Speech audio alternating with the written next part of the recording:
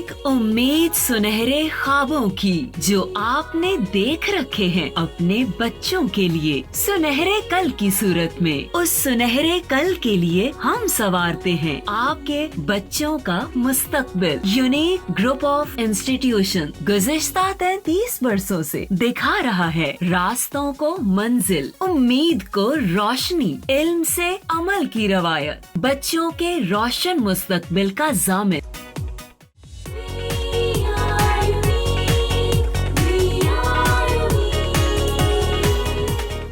बिस्मिल्लाहिर्रहमानिर्रहीम। अस्सलाम वालेकुम स्टूडेंट्स, कैसे हैं आप लोग? आई होप सो बेटा आप सब सेहतमंद होंगे। जी बेटा, आज हमारा लेक्चर है लेक्चर नंबर 23। लेक्चर नंबर 23 जो है इसके दो पार्ट्स होंगे, ए और बी पार्ट्स हैं। दो टॉपिक आज हम पढ़ेंगे। फर्स्ट टॉपिक हमारा है पेरिफेरल नर्वस सिस्टम और ये आपका चैप्टर 12 चल रहा है, coordination and control. Biology grade 10th के चैप्टर नंबर 12 से टॉपिक है पेरिफेरल नर्वस सिस्टम। वैसे तो सीक्वेंसली हम जो है वो चल रहे हैं, आपको अंदाज़ा होगा कि कौन सा टॉपिक है। अब पढ़ना है हमने पेरिफेरल नर्वस सिस्टम बेटा। Before going towards peripheral nervous system we have to review the previous lecture. हम प्रीवियस लेक्चर्स में पढ़ चुके हैं कि नर्वस सिस्टम क्या है। उससे पहले कोऑर्डिनेशन, हम इंट्रोडक्टरी लेक्चर में जो है वो कोऑर्डिनेशन पे हमारा फर्स्ट लेक्चर था। कोऑर्डिनेशन एंड कंट्रोल क्या चीज़ है, फिर कोऑर्डिनेशन जो है उसके कंपोनेंट्स की हमने बात की, फिर हमने नर्वस सिस्टम की बात की। हमने नर्वस सिस्टम में उसके कह लें कि इम्पोर्टेंट चीज़ें जो हैं कुछ हमने पढ़ी, जैसे कि हमने neurons, basic structural and functional unit of nervous system जो है उसको हमने डिस्कस किया। उसके बाद हमने ब्रेन को डिस्कस किया, उसके बाद हमने स्पाइनल कॉर्ड को डिस्कस किया। ये क्या चीज़ें थी, इनको ज़रा लिंक करते हैं, देन वी विल डिस्कस और today's topic that is peripheral nervous system. तो पेरिफेरल नर्वस सिस्टम की तरफ बेटा आने से पहले हम जो है इसको लिंक करते हैं अपने प्रीवियस लेक्चर्स के साथ कि इसका असल में ताल्लुक़ क्या है, हम क्यों इसको यहाँ पे पढ़ रहे हैं। हम लोगों ने इस चैप्टर के स्टार्ट में ही कहा था कि कोऑर्डिनेशन जो है वो दो तरह की होती है। फ़िलहाल हम नर्वस कोऑर्डिनेशन की बात कर रहे हैं और नर्वस कोऑर्डिनेशन दूसरे अल्फाज में हम इसको बोलते हैं नर्वस सिस्टम। ये बेटा नर्वस सिस्टम जो है, नर्वस सिस्टम को हमने डिवाइड किया था into two parts. First one CNS, central nervous system, central nervous system, और सेकंड था पेरिफेरल नर्वस सिस्टम PNS। यानी कि हम नर्वस सिस्टम का फर्स्ट पार्ट जो है, ए पार्ट, उसको पढ़ चुके हैं और बी पार्ट जो है हम उसको पढ़ने जा रहे हैं। CNS जो है इसमें हमने पढ़ा brain and spinal cord, brain and spinal cord. और PNS जो है इसमें हम क्या पढ़ने जा रहे हैं, ये आज हम कुछ चीज़ें पढ़ेंगे, इसके कंपोनेंट्स पढ़ेंगे, एट्सेट्रा एट्सेट्रा, जो भी चीज़ें हैं उनको हम की पॉइंट्स में फ़िलहाल डिस्कस करेंगे। तो बहरहाल हमने लिंक किया कि एक्चुअली हम अभी नर्वस सिस्टम को ही पढ़ रहे हैं। नर्वस सिस्टम में हमने CNS एक पार्ट को कंप्लीट किया है, हम दूसरे मेन पार्ट की तरफ जा रहे हैं। ऑल्दो हमने CNS को पढ़ते वक्त ब्रेन और फिर ब्रेन के अंदर उसकी जो डिवीजन्स हैं उनको हमने पढ़ा, फिर उनके अंदर फर्दर जैसे कि फोर ब्रेन, मिड ब्रेन और हाइंड ब्रेन पढ़ा हमने, उनके अंदर भी जो डिफरेंट पार्ट्स थे और उनके फंक्शंस वगैरह को हमने देखा। आज हम पेरिफेरल नर्वस सिस्टम की बात करेंगे, यानी कि second part of nervous system. तो ह्यूमन नर्वस सिस्टम जो है वो दो पार्ट्स पर मुश्तमिल है। First is CNS and second is PNS। सो बेटा CNS तो हम पढ़ चुके हैं, सेंट्रल नर्वस सिस्टम। अब PNS की तरफ चलते हैं, peripheral nervous system. Peripheral nervous system जो है वो किन चीज़ों पर मुश्तमिल है, किस तरह से इसकी वर्किंग होती है, ये किस तरह से जो है वो लिंक है, कैसे ये रूट्स या पाथ्स बनाता है, कितनी टाइप का हो सकता है, ये सारी बातें आज हम पढ़ेंगे। फ़िलहाल पेरिफेरल नर्वस सिस्टम के कुछ की पॉइंट्स हम बनाते हैं कि पेरिफेरल नर्वस सिस्टम में हम असल में डिस्कस क्या करने जा रहे हैं। ये चंद एक की पॉइंट्स हैं बेटा। नंबर 1 पे आज हम पेरिफेरल नर्वस सिस्टम में पढ़ेंगे इसकी components of peripheral nervous system. Then बेटा हम डिस्कस करेंगे कंपोनेंट्स के बाद हम डिस्कस करेंगे पाथवेज़। कंपोनेंट्स के बाद हम पाथवेज़ डिस्कस करेंगे कि कौन कौन से पाथ्स बनते हैं। उसके बाद बेटा हम डिस्कस करेंगे एंड पे सिस्टम्स।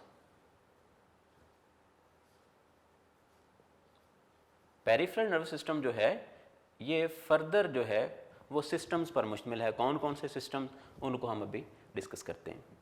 सो 3 कंपोनेंट्स जो हैं, मतलब 3 की पॉइंट्स आज हम डिस्कस करेंगे। 3 चीज़ें मेनली हम डिस्कस करेंगे। Firstly we are going towards components. जी बेटा,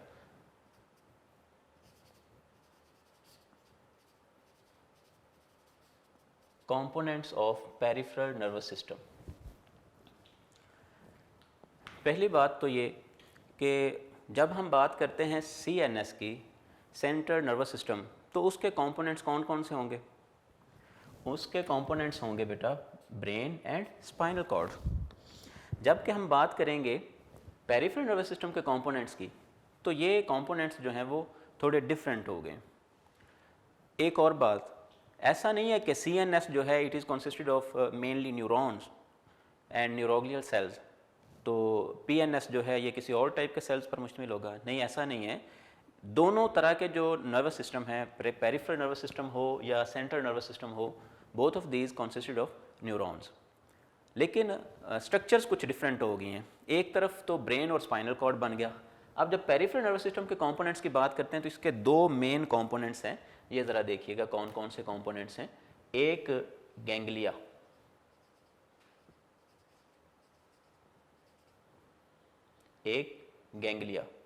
और दूसरे हैं नर्व्स। गैंग्लिया और नर्व्स। ये गैंग्लिया क्या चीज़ है और नर्व्स क्या चीज़ हैं? प्रीवियस लेक्चर्स में मैं आपको बता चुका हूँ कि व्हाट आर गैंग्लिया या गैंग्लियन और व्हाट आर नर्व्स। मैं अगेन बता रहा हूँ। गैंग्लिया जो हैं हम बोलते हैं ये एक्यूमुलेशन है ऑफ सेवरल सेल बॉडीज़। सो आप ये कह सकते हैं कि बॉडी में कहीं पे भी other than central nervous system, कहीं पे भी जो सेल बॉडीज़ हैं उनकी एक्यूमुलेशन हो तो उसको हम बोलते हैं ganglia. So accumulation of cell bodies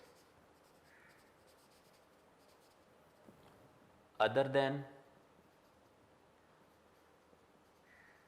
in CNS, जहाँ कहीं पे सेल बॉडीज़ जो हैं वो जमा होंगी, हम उनको नाम देंगे गैंग्लिया। जैसे कि अगर ये एक न्यूरॉन है, लेट्स से ये बेटा एक न्यूरॉन है, लेट्स से ये सेकंड न्यूरॉन है,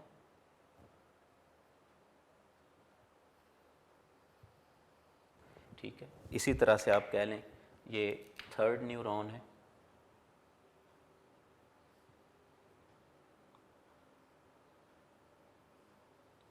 ये देखें ये न्यूरॉन्स हैं।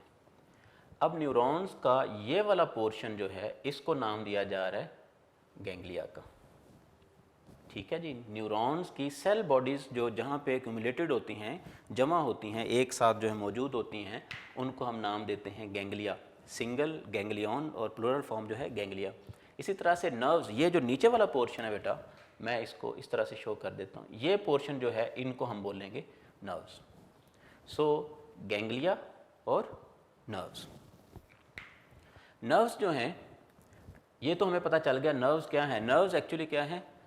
Exons of several neurons, axons of several neurons enveloped in lipid layer, enveloped in lipid layer या फैट लेयर, इनको हम बोलेंगे न्यूरॉन। यानी कि ज़्यादा से जो एक्सॉन्स हैं, न्यूरॉन्स के जो एक्सॉन्स हैं वो अगर एक जगह पे जमा हैं और उनके ऊपर एक एनवेल्प मौजूद है फैट का, तो हम बोलेंगे ये एक नर्व है।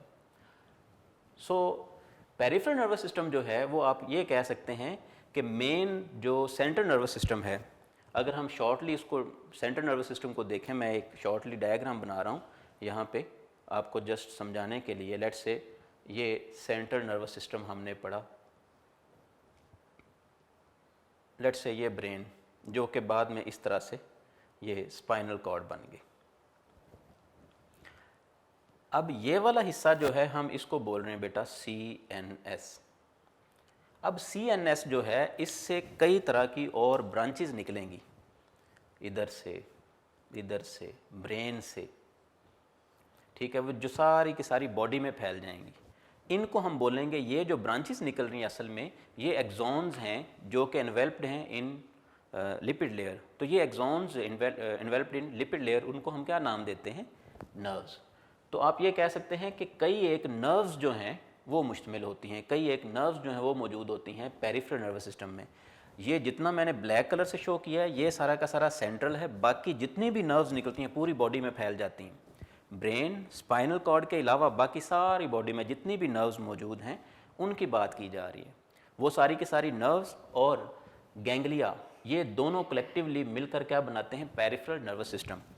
तो दूसरी, एक तो गैंग्लिया और दूसरी नर्व्स हैं। नर्व्स को हमने क्या बोला है? ये भी असल में क्या है? ये several axons enveloped in lipid layer, इनको हम बोलते हैं नर्व्स। अब अगली बात, गैंग्लिया जो हैं वो तो समझ में आ गया। फिर हमने नर्व्स की डिफरेंट टाइप्स पढ़ी हैं। आपने नर्व्स की 3 डिफरेंट टाइप्स पढ़ी हैं। कौन कौन सी? एक सेंसरी, दूसरी मोटर और तीसरी इंटर नहीं, मिक्स्ड नर्व्स। सेंसरी, मोटर और मिक्स्ड नर्व्स। तो नर्व्स जो हैं इन पर मुश्तमिल हैं। अब ये नर्व्स जो हैं, अगली बात ज़रा समझने वाली, ये नर्व्स जो हैं ये बेटा यहाँ पे 2 तरह की नर्व्स मौजूद हैं। 2 जगहों से नर्व्स आ रही हैं, तो 2 तरह की कह लें, 2 जगहों से नर्व्स आ रही हैं। एक नर्व्स जो हैं वो आ रही हैं ब्रेन से, फ्रॉम ब्रेन, और दूसरी आ रही हैं स्पाइनल कॉर्ड से। पेरिफेरल नर्वस सिस्टम जो है it is consisted of ganglia and nerves. अब नर्व्स जो हैं they are coming from brain and spinal cord. जो ब्रेन से आ रही हैं हम इनको नाम देंगे बेटा क्रेनियल नर्व्स, और जो बेटा स्पाइनल कॉर्ड से आ रही हैं हम इनको नाम देंगे स्पाइनल नर्व्स।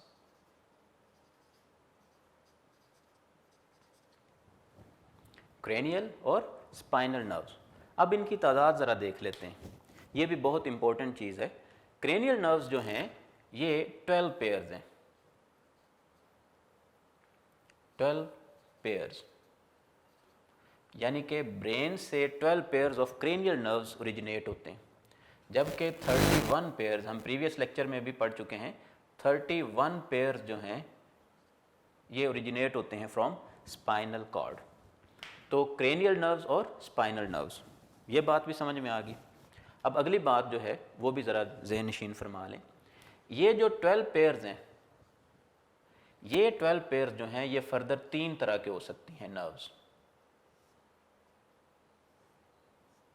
12 पेयर्स जो हैं ये 3 तरह के हो सकते हैं, यानी कि जो ब्रेन से ओरिजिनेट हो रही हैं नर्व्स ये फर्दर 3 तरह की हो सकती हैं। इनमें से कुछ जो हैं वो सेंसरी हैं, कुछ बेटा मोटर हैं, और कुछ जो हैं वो मिक्स्ड हैं। मिक्स्ड नर्व कैसी होती हैं, ये ज़रा सोचें, अपने जहन में क्वेश्चन है, मिक्स्ड नर्व्स कैसी होती हैं? ये हम पहले जो है वो इसके बारे में पढ़ चुके हैं, सेंसरी, मोटर और मिक्स्ड नर्व्स। अब दूसरी तरफ जो 31 पेयर्स हैं जो कि ओरिजिनेट हो रहे हैं फ्रॉम स्पाइनल कॉर्ड, ये सारे के सारे बेटा, ये 31 के 31 पेयर्स जो हैं दे आर मिक्स्ड नर्व्स। जी, यहाँ तक बात समझ में आ गई। असल में पेरिफेरल नर्वस सिस्टम जो है ये आप ऐसा कह सकते हैं outside the central nervous system, जितने भी न्यूरॉन्स, जितने भी नर्व्स हैं, जितने भी गैंग्लिया हैं, वो सारे के सारे कलेक्टिवली पेरिफेरल नर्वस सिस्टम बना रहे हैं। जी बेटा, अभी तक हमने क्या सीखा? हमने अभी तक कंपोनेंट्स की बात की है।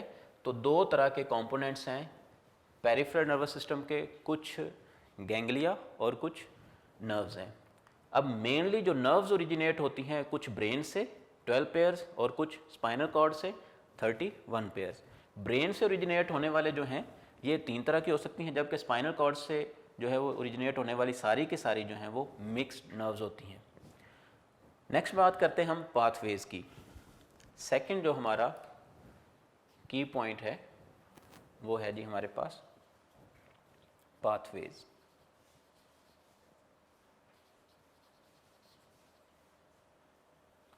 या रूट्स कह सकते हैं। अब ये सारी की सारी नर्व्स जो हैं सेंसरी मोटर मिक्स्ड यानी कि 12 + 31, 12 + 31 मैं यहाँ पे लिख रहा हूँ 12 + 31 pairs of nerves form 2 pathways. 2 pathways बनते हैं बेटा।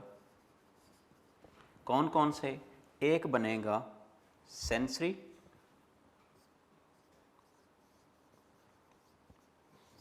सेंसरी और दूसरा बेटा मोटर पाथ बनेगा। तो 2 पाथवेज बन गए, एक सेंसरी और दूसरा मोटर पाथ बन गया। अब दोनों में डिफरेंस क्या है शॉर्टली। सेंसरी जो है इसमें क्या हो रहा है, इसमें मैसेजेस जो हैं वो रिसेप्टर से आ रहे हैं। रिसेप्टर्स जो हैं वो मैसेज को सेंड कर रहे हैं टुवर्ड्स कोऑर्डिनेटर्स। और दूसरी तरफ मोटर रूट्स जो हैं या मोटर पाथवे जो है ये इसकी क्या कम्युनिकेशन है, किस तरह से ये एक्ट कर रहा है। इसमें असल में होता है कि कोऑर्डिनेटर्स जो हैं इनके थ्रू कोऑर्डिनेटर्स जो हैं वो मैसेज सेंड कर रहे होते हैं टुवर्ड्स इफेक्टर्स। जी बेटा, तो 2 पाथवे बन गए। ये सारे के सारे यानी कि 12 + 31 पेयर्स जो हैं ऑफ नर्व्स जो भी हैं वो क्रेनियल है, स्पाइनल हैं, वो सारे के सारे मिलकर 2 पाथवेज बना रहे हैं, एक सेंसरी और दूसरा मोटर। सेंसरी पाथ जो है ये इसने असल में रिसीव करनी है सेंसरी इंफॉर्मेशन फ्रॉम रिसेप्टर और इसको सेंड करना होता है टुवर्ड्स कोऑर्डिनेटर्स यानी कि ब्रेन एंड स्पाइनल कॉर्ड। और मोटर का काम क्या होता है, मोटर रूट जो है या मोटर पाथवे जो है उसने कोऑर्डिनेटर से मैसेजेस को लेना है, इम्पल्सेस को लेना है और फॉरवर्ड करना है towards effectors for response. Next बात करते हैं। अब ये तो बात होगी पाथवेज की। अब जिस तरह से हमारी बात यहाँ पे ख़त्म हुई थी नर्व्स पे, तो हमने आगे नर्व से बात स्टार्ट की। हमने कहा कि 2 तरह के कंपोनेंट्स हैं, एक नर्व्स दूसरे गैंग्लिया। गैंग्लिया नर्व्स पे बात ख़त्म हुई। हमने नर्व को आगे फॉरवर्ड किया तो हमने देखा कि नर्व्स जो हैं ये पाथवे बना रही हैं। कितने? 2 पाथवे, एक बना रही हैं मोटर और एक सेंसरी और दूसरा मोटर। अब हम मोटर को जो है वो फॉरवर्ड करेंगे। नेक्स्ट ज़रा हम देखते हैं मोटर रूट जो है, मोटर पाथवे जो है ये फर्दर 2 सिस्टम्स बनाएगा। पेरिफेरल नर्वस सिस्टम के 2 फर्दर सिस्टम बनाएगा। यानी कि आप ये कह सकते हैं कि जो मोटर पाथ है ये 2 तरह से कम्युनिकेट करता है। असल में 2 तरह के एक्शंस होते हैं। जब भी कोई सेंसरी इन्फॉर्मेशन आती है यानी कि कोई इन्फॉर्मेशन आती है टुवर्ड्स कोऑर्डिनेटर, तो कोऑर्डिनेटर जो हैं वो 2 तरह से बिहेव करते हैं। एक वो हमारी विल के अकॉर्डिंग होता है जिसको हम कह सकते हैं कि वॉलंटरी एक्शंस होते हैं, और एक तरह के जो एक्शंस परफॉर्म किए जाते हैं थ्रू मोटर रूट या मोटर पाथ वो इनवॉलंटरी होते हैं। तो दैट्स वाई 2 तरह के फिर सिस्टम बनेंगे। एक्शन जो है वो थ्रू मोटर पाथवे जो है वो एक्शन परफॉर्म किए जाएंगे, लेकिन मोटर पाथवे जो है ये 2 तरह के एक्शन परफॉर्म करवाने का रिस्पॉन्सिबल है, एक इनवॉलंटरी और दूसरे वॉलंटरी। इसी वजह से हम कह रहे हैं कि मोटर पाथवे जो है इट फॉर्म्स 2 सिस्टम्स। तो नेक्स्ट हमारी बात जो है वो आ गई बेटा सिस्टम्स पे। तो हम सिस्टम्स को डिस्कस करते हैं। थर्ड पॉइंट जो है वो हमारा है सिस्टम्स।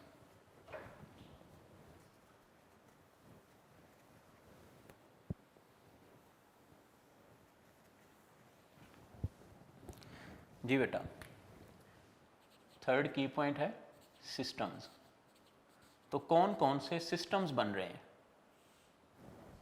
जी बेटा, मैंने कहा मोटर से हम फॉरवर्ड जो है वो आगे चलेंगे। मोटर पाथवे जो है forms 2 systems. motor pathway form two systems.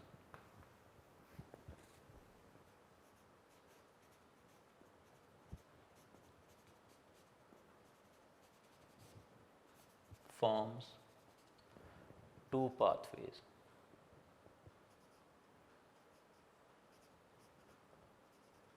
या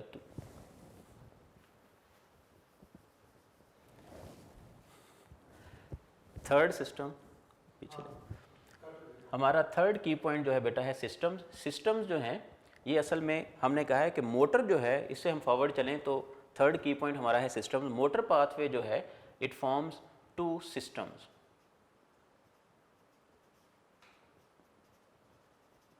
इट फॉर्म्स टू सिस्टम्स। कौन कौन से? दो सिस्टम्स बेटा बन रहे हैं। एक है हमारे पास, हम बोलते हैं सोमैटिक, और दूसरा सिस्टम बनेगा autonomic. Somatic and autonomic. Somatic and autonomic. Somatic जो है इसको आप सादा अल्फाज में आप बोल सकते हैं ये वॉलंटरी है। वो सिस्टम जिसके तहत वॉलंटरी एक्शंस परफॉर्म किए जाते हैं, और ये वो सिस्टम है जिसके तहत जो है वो इनवॉलंटरी एक्शंस परफॉर्म किए जाते हैं। Somatic and autonomic. अब हम इनको इस तरह से नाम दे सकते हैं कि दो सिस्टम्स बने। हम पढ़ रहे हैं पेरिफेरल नर्वस सिस्टम, तो इसको हम बोलेंगे सोमैटिक जो है ये है सोमैटिक पेरिफेरल नर्वस सिस्टम। सो सोमैटिक पीएनएस हम इसको बोल सकते हैं। ये बन गया सोमैटिक पीएनएस और ये बन गया बेटा ऑटोनोमिक पीएनएस। ये वॉलंटरी एक्शंस परफॉर्म करेगा और ऑटोनोमिक जो है ये इनवॉलंटरी एक्शंस परफॉर्म करेगा। हम पहले सोमैटिक की अगर बात करें तो सोमैटिक जो है इसमें मैसेजेस जो हैं, सोमैटिक नर्वस सिस्टम जो है, सोमैटिक पेरिफेरल नर्वस सिस्टम जो है, it is responsible for the actions which are voluntary. It means कि ये जो हैं ये अंडर और कॉन्शियस होंगे। तो ये कैसे रिएक्शंस हैं? इसमें असल में होता है कि ये कोऑर्डिनेटर से मैसेजेस जो हैं फॉर एक्शन, कोऑर्डिनेटर से मैसेजेस जो हैं वो पहुंचते हैं टुवर्ड्स स्केलेटल मसल्स।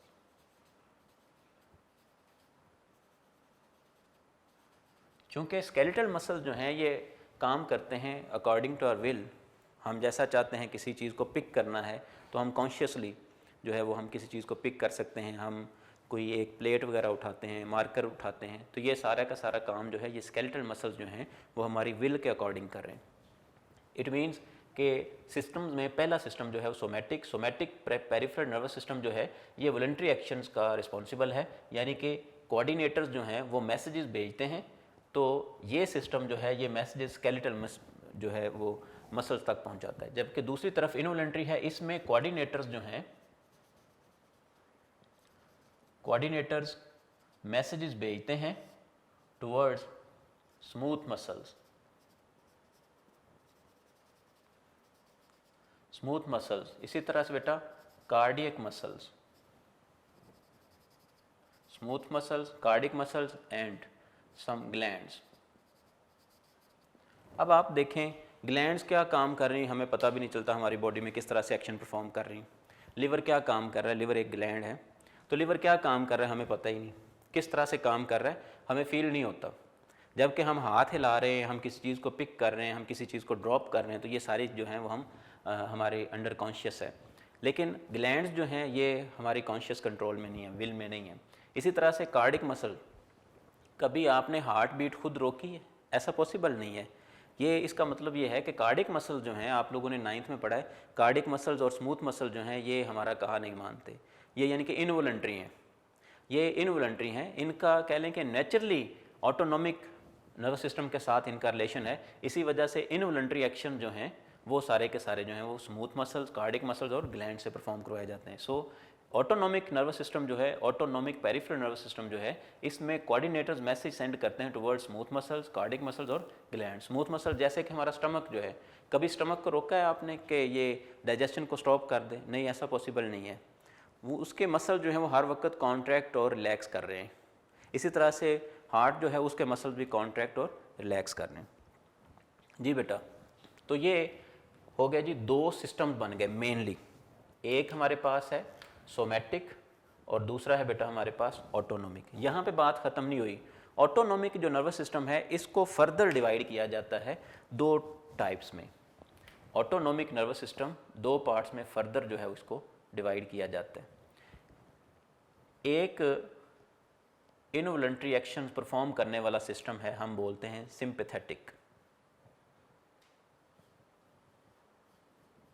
सिंपैथेटिक, और दूसरा है पैरा सिंपैथेटिक।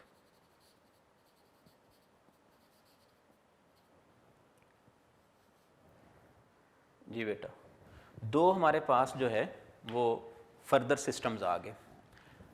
हमने कहा दो सिस्टम्स बन रहे हैं, सोमैटिक पेरिफेरल नर्वस सिस्टम यानी कि SPNS और APNS। अब हमारे पास आ गया सिंपैथेटिक, और जो कि किसका पार्ट है, ऑटोनोमिक का हिस्सा है। अब हम बोलेंगे sympathetic autonomic peripheral nervous system, sympathetic autonomic peripheral nervous system. इसी तरह से parasympathetic autonomic peripheral nervous system. इसका क्या काम है और इसका क्या काम है, दोनों में क्या डिफरेंस है? असल में ये इमरजेंसी सिचुएशंस को कंट्रोल करता है, controls emergency situations.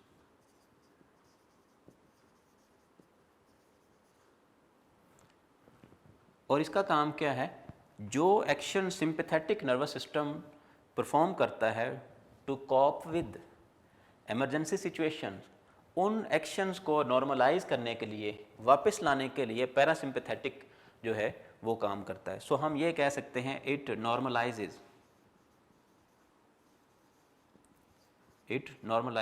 Situations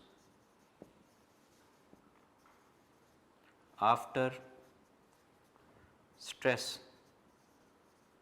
stress के बाद, यानी कि इमरजेंसी के बाद जो सिचुएशंस हैं उनको नॉर्मल करने का काम जो है वो पैरासिम्पैथेटिक नर्वस सिस्टम का है। सो सिंपैथेटिक कंट्रोल्स इमरजेंसी सिचुएशन। इसलिए ये जो इमरजेंसी सिचुएशन होती है इसको हम नाम देते हैं फाइट और फ्लाइट मोड, फाइट और फ्लाइट सिचुएशन। तो इस सिचुएशन में सिंपैथेटिक नर्वस सिस्टम जो है वो कॉप करता है इमरजेंसी सिचुएशंस को और कई एक एक्शंस परफॉर्म करता है, नेसेसरी एक्शंस, और उन एक्शंस को रिवर्स करता है पैरासिम्पैथेटिक नर्वस सिस्टम। हम एक एग्जांपल लेते हैं, बेहतर तरीके से आपको समझ आ जाएगी। फॉर एग्जांपल, अचानक कमरे में अंधेरा हो जाता है तो हमें कुछ नज़र नहीं आता और आहिस्ता आहिस्ता जो है वो नज़र आने लग जाता है। उस वक्त क्या है, लाइट जो है वो कम हो जाती है, तो हमारा प्यूपल साइज़ जो है वो आहिस्ता आहिस्ता बढ़ता है, डायलेट कर जाता है। प्यूपल क्या है, हम नेक्स्ट लेक्चर्स में पढ़ेंगे, जब हम रिसेप्टर्स पढ़ेंगे उसमें हम आई स्ट्रक्चर पढ़ेंगे। आई स्ट्रक्चर में मैं आपको इंशाल्लाह अज़ीज़ बताऊंगा कि प्यूपल क्या होता है। प्यूपल एक छोटा सा अपर्चर है, एक होल है जो असल में डायरेक्ट करता है लाइट को, जो लाइट को परसीव करने की कैपेबिलिटी कम या ज़्यादा करता है, यानी कि जितनी लाइट हमारी आँख में एंटर हो रही है वो उसको कंट्रोल करता है। सो यहाँ पे मैं लिख रहा हूँ कि प्यूपल डायलेट्स, प्यूपल डायलेट। इस सिचुएशन में प्यूपल डायलेट हो जाता है, मतलब अचानक अंधेरा हुआ है तो उसका साइज़ जो है अपर्चर का साइज़ बढ़ा दिया जाता है ताकि मैक्सिमम लाइट जो है उसको कैप्चर किया जाए और कोई चीज़ें नज़र आने लगें। इसी तरह से हार्ट बीट जो है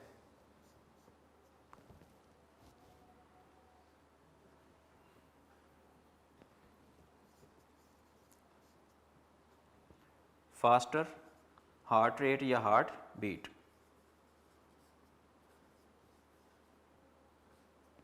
फास्टर हार्ट बीट, ये दो चीज़ें जो हैं ये सिंपैथेटिक नर्वस सिस्टम करवाता है इन इमरजेंसी सिचुएशंस। जबकि ये क्या करता है, फॉर एग्जांपल ये इसका उलट करेगा। जब सिचुएशन नॉर्मल हो जाती हैं तो प्यूपल डायलेट हो गया था, प्यूपल डायलेट्स या डायलेट्स प्यूपल, और अब ये कर रहा है कॉन्ट्रैक्ट्स,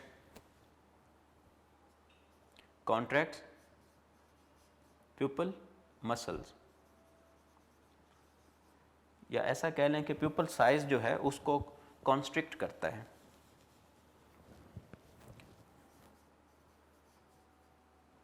प्यूपल कॉन्स्ट्रिक्ट लें बेटा, तो प्यूपल डायलेट्स, प्यूपल कॉन्स्ट्रिक्ट्स। और दूसरी इधर हमने कहा था कि इमरजेंसी सिचुएशन में फास्टर हार्ट बीट होती है, इधर हम कहेंगे कि नॉर्मल या नॉर्मलाइजेज heart beat.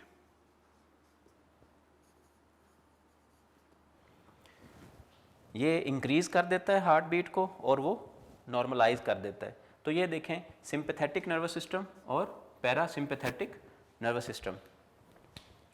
Sympathetic nervous system ने इमरजेंसी सिचुएशंस को कंट्रोल करना है, जबकि पैरासिम्पैथेटिक नर्वस सिस्टम ने इमरजेंसी सिचुएशन में होने वाले एक्शंस को रिवर्स करना है, जैसे कि प्यूपल डायलेट्स और यहाँ पे प्यूपल कॉन्स्ट्रिक्ट्स हो रहा है। प्यूपल जो है वो डायलेट कर गया था इन इमरजेंसी सिचुएशन और इसको जो है वो रिवर्स अपनी असल हालत में लेके आया है कौन, पैरासिम्पैथेटिक नर्वस सिस्टम। सो रिपीट करता हूँ मैं कुछ चीज़ें पाथवेज से ऑनवर्ड। पाथवेज में हमने देखा कि सेंसरी और मोटर दो पाथवेज बन गए। मोटर पाथवे जो है दो सिस्टम्स बना देता है, सोमैटिक और ऑटोनॉमिक नर्वस सिस्टम। सोमैटिक तो वॉलंटरी जो है वो एक ही तरह के एक्शन, जबकि ऑटोनॉमिक एक्शन जो है वो फर्दर दो तरह के हो गए हैं। ऑटोनॉमिक नर्वस सिस्टम जो है वो फर्दर दो टाइप्स में डिवाइड कर दिया गया है, सिंपैथेटिक और पैरासिम्पैथेटिक। पैरासिम्पैथेटिक जो है ये इमरजेंसी सिचुएशन में एक्शन परफॉर्म करता है, पैरासिम्पैथेटिक जो है उन एक्शंस को रिवर्स करने का काम करता है। जी बेटा, हमारा ए पार्ट जो है वो कंप्लीट हुआ आज के लेक्चर का, पेरिफेरल नर्वस सिस्टम। इसको एंड पे उसने एक चार्ट दिया हुआ है, हम भी उस चार्ट को जो है वो ड्रॉ करते हैं। चार्ट दिया हुआ है, इसको किस तरह से उसने डिवाइड किया है ज़रा ये भी देख लें।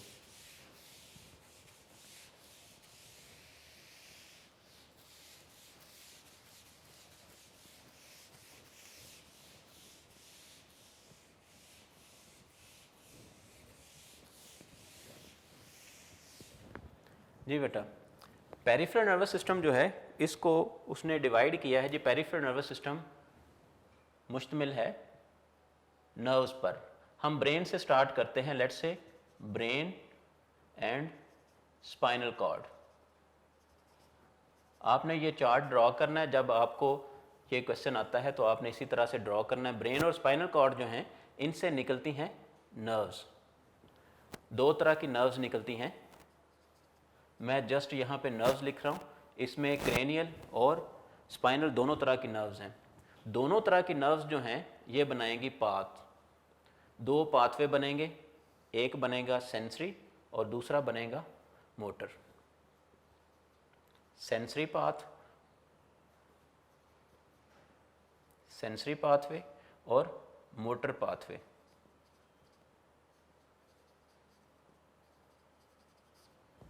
सेंसरी पाथवे और मोटर पाथवे। अब सेंसरी पाथवे जो है ये यहाँ पे ख़त्म, यानी कि सेंसरी इंफॉर्मेशन जो है वो एक ही तरह की है। अब एक्शन जो है उसको दो तरह से परफॉर्म किया जाता है। अब मोटर पाथवे जो है इसलिए फिर दो सिस्टम्स बना देता है। एक को हमने बोला है सोमैटिक पीएनएस और दूसरा होगा ऑटोनॉमिक पीएनएस, ऑटोनॉमिक पीएनएस। ठीक है जी। अब सोमैटिक जो है अगेन ये वॉलंटरी है, अब ये इनवॉलंटरी है। इनवॉलंटरी को फर्दर दो टाइप्स में डिवाइड किया गया है, एक है बेटा सिंपैथेटिक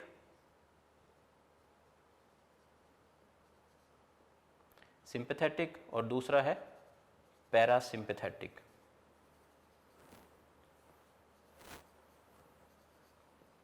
जी बेटा, तो सिंपैथेटिक और पैरासिम्पैथेटिक इमरजेंसी को कंट्रोल करने के लिए और उसको रिवर्स करने के लिए। तो ये चार्ट आपकी बुक में बनाया गया है, आपने भी बिल्कुल इसी तरह से एंड पे अपने टॉपिक के कंप्लीट होने के एंड पे आपने जो है इस चार्ट को भी ड्रॉ करना है। अपना सेकंड जो है वो टॉपिक स्टार्ट करते हैं बेटा। सेकंड टॉपिक है हमारा reflex action and reflex arc. जी बेटा, सेकंड टॉपिक है आज का हमारा बी पार्ट इसी लेक्चर का, रिफ्लेक्स एक्शन।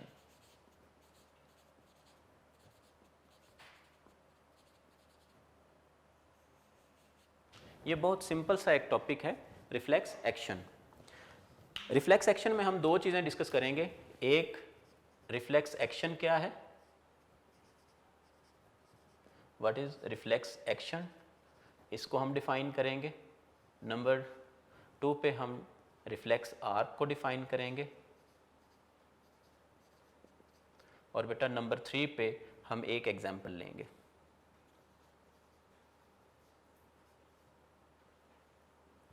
जी, रिफ्लेक्स एक्शन क्या चीज़ है?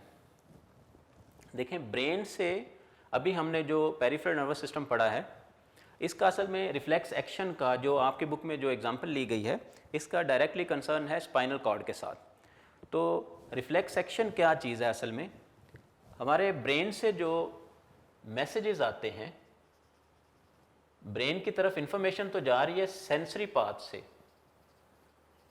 सेंसरी पाथ जो है ये ब्रेन और स्पाइनल कॉर्ड तक जो है वो इंफॉर्मेशन पहुंचा रहा है। अब ब्रेन जो है वो दो तरह से ट्रीट करता है, दो तरह से एक्शन परफॉर्म करता है।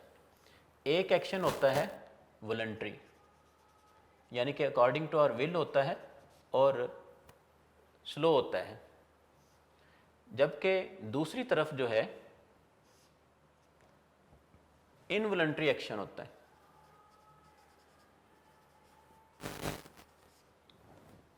एक वॉलंटरी और दूसरी तरफ इनवॉलंटरी एक्शन है। अब इनवॉलंटरी रिएक्शन जो है, इनवॉलंटरी रिस्पॉन्स जो है, ये भी वेरी क्विक होता है।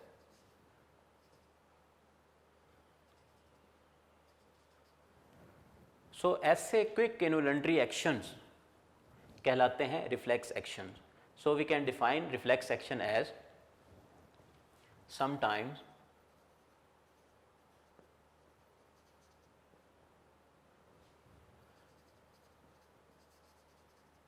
coordinators perform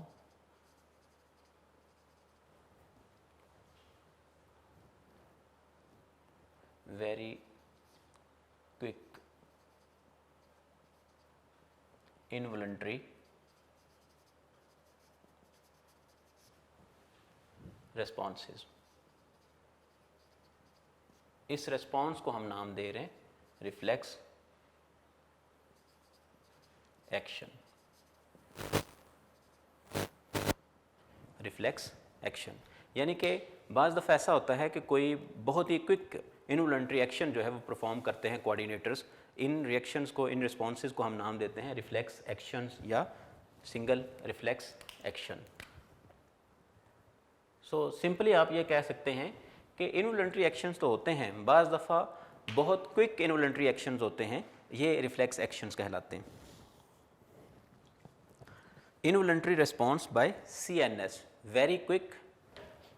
समटाइम्स कोऑर्डिनेटर्स या CNS जो है perform very quick involuntary response which is known as reflex action.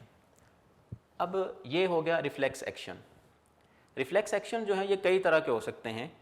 आपने पढ़ा स्पाइनल कॉर्ड जो है वो भी रिफ्लेक्स एक्शन परफॉर्म करता है, और इसी तरह से कई एक रिफ्लेक्सेस जो हैं वो मेडुला ऑब्लोंगेटा, जो हमने ब्रेन का पार्ट पढ़ा, वो भी रिफ्लेक्स एक्शंस को कंट्रोल करता है।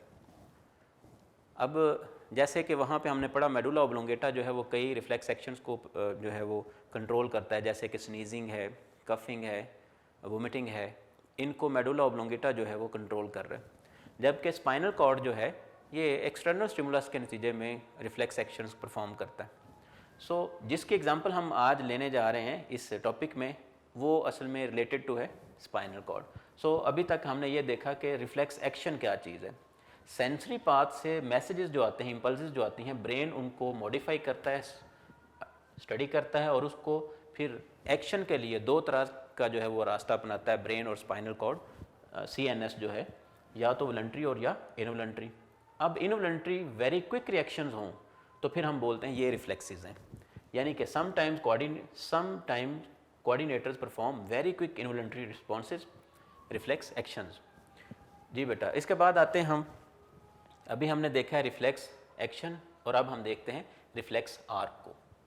ये रिफ्लेक्स आर्क क्या चीज़ है?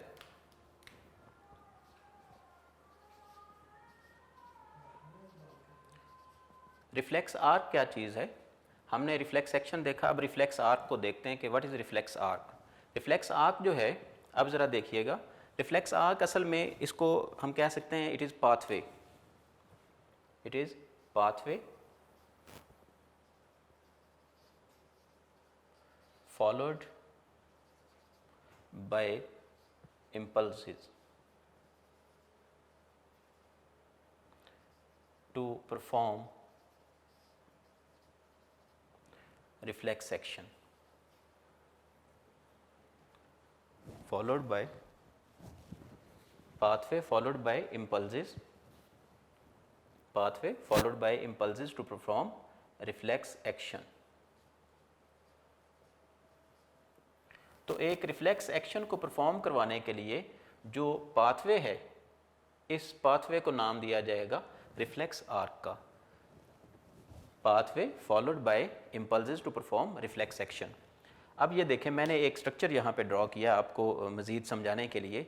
ये देखें कि इसको हमने नाम दिया, हमने प्रीवियस लेक्चर्स में पढ़ा है कि ये एक सेंसरी पाथ है। इसके ज़रिए से इंफॉर्मेशन आएगी टुवर्ड्स स्पाइनल कॉर्ड।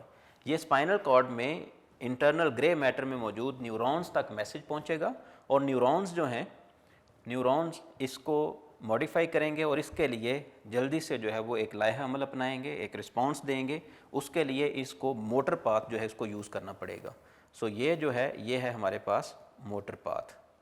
तो एक तरफ से सेंसरी इन्फॉर्मेशन जो है, यानी कि सेंसरी पाथ जो है वो इन्फॉर्मेशन को लेके जा रहा है टुवर्ड्स स्पाइनल कॉर्ड, और दूसरी तरफ से जो है वो मोटर पाथवे जो है ये इन्फॉर्मेशन को लेके जा रहा है टुवर्ड्स इफेक्टर्स। आपकी बुक में उसने स्ट्रक्चर ड्रॉ किया है, हम भी ज़रा इसको ज़रा ड्रॉ करने की कोशिश करते हैं। उसने, चूँकि हमें इसको एग्जाम्पल के तौर पर भी हमने समझना है तो हम इसी से ही समझ सकेंगे। अब ये ज़रा देखिएगा कि ये मैसेज जो है ये लेट से इस तरह से मैसेज पहुँचा है। ये आर्म है,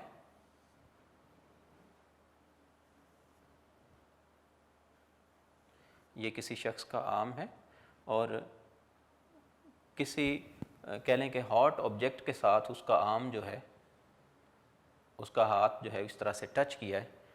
तो ये उसने शो किया आपकी बुक में इस तरह से कि ये सेंसरी जो इन्फॉर्मेशन लेके इधर से कोई चीज़ जो है वो गर्म चीज़ कोई इसके हाथ को टच हुई है। लेट से यहाँ पे हीट है, तो हीट जो है उसने एक्ट किया है एज स्टिमुलस और हीट को जो है वो सेंस किया है रिसेप्टर्स ने हाथ में मौजूद, और ये मैसेज जो है वो लेके गए हैं टुवर्ड्स स्पाइनल कॉर्ड। अब स्पाइनल कॉर्ड जो है वो एक कह लें कि रिस्पॉन्स के तौर पर मैसेज को भेजेगा और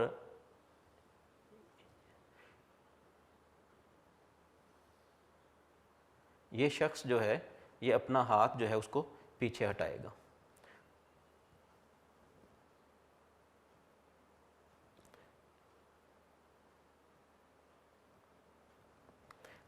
अब इसने क्या किया है, अपनी इस पोजीशन से हाथ को ऊपर उठा लिया।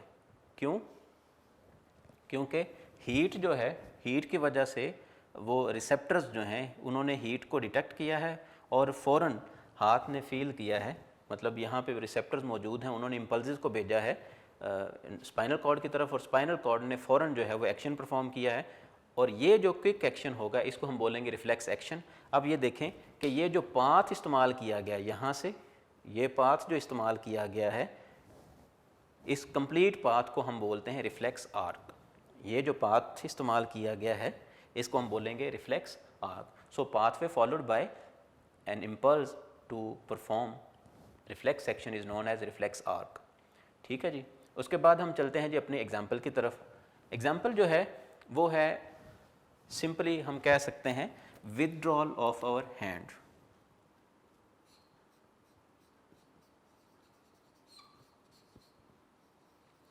इस सारे रिफ्लेक्स एक्शन को समझने के लिए उसने एग्जाम्पल दी हुई है विदड्रॉल ऑफ आवर हैंड।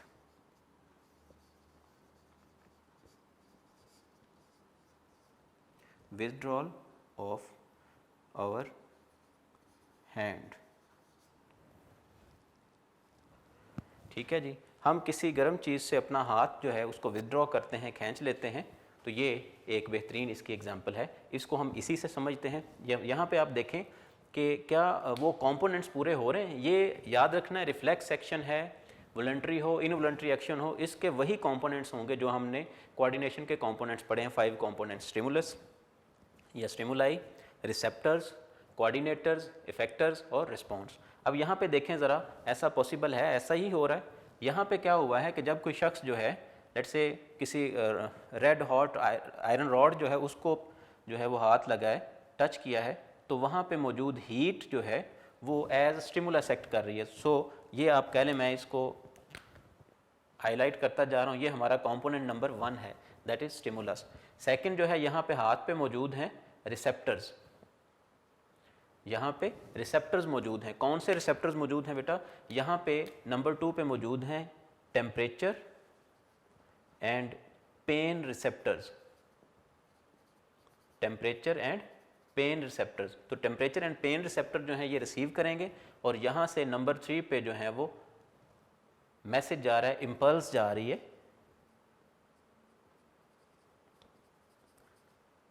यहाँ से इम्पल्स जनरेट होगी, कौन सी? Sensory impulse. और सेंसरी इम्पल्स जो है उसको पहुँचा दिया गया स्पाइनल कॉर्ड के पास। ये स्पाइनल कॉर्ड क्या है? ये काम कर रहा है एज कोऑर्डिनेटर, यानी कि स्पाइनल कॉर्ड। जी बेटा, तो ये क्या है? ये हमारा थर्ड कंपोनेंट। फोर्थ कंपोनेंट क्या है? इफेक्टर्स। यहाँ पे इफेक्टर्स क्या हैं? मसल्स। ये हमारा फोर्थ कंपोनेंट है। तो फोर्थ कंपोनेंट एक्चुअली क्या है? Skeletal muscles.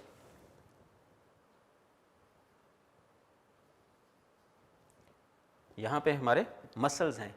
उसके बाद है जी हमारे पास ये हाथ को ऊपर उठाना, ये फिफ्थ कंपोनेंट है, ये हमारा है रिस्पॉन्स। और रिस्पॉन्स हमने क्या परफॉर्म किया है? Withdrawal of our hand from a hot object. ये कह लें कि ये फिफ्थ कंपोनेंट है। So first component stimulus, receptors, coordinator, effectors और रिस्पॉन्स। सो ये उसने आपकी बुक में एक एग्जांपल दी है कि विदड्रॉल ऑफ आवर हैंड जो है ये एक बेहतरीन एग्जांपल है रिफ्लेक्स एक्शन की, और इसके लिए जो रास्ता अपनाया गया है वो रिफ्लेक्स आर्क है। So reflex action and reflex arc. जी बेटा, आज के लेक्चर में, लेक्चर नंबर 23 में हमने 2 पार्ट पढ़े। एक में ए में हमने पेरिफेरल नर्वस सिस्टम और बी में हमने पढ़ा है reflex action. I hope so कि आपको समझ आ गई होगी और इनको आपने बहुत अच्छे तरीके से प्रिपेयर करना है। पहले में फ़्लो चार्ट और दूसरे टॉपिक में आपने जो है वो डायग्राम ज़रूर बनानी है। अल्लाह हाफिज़। इंशाल्लाह नेक्स्ट लेक्चर नंबर 24 के साथ इंशाल्लाह हाज़िर होऊंगा। अल्लाह हाफिज़।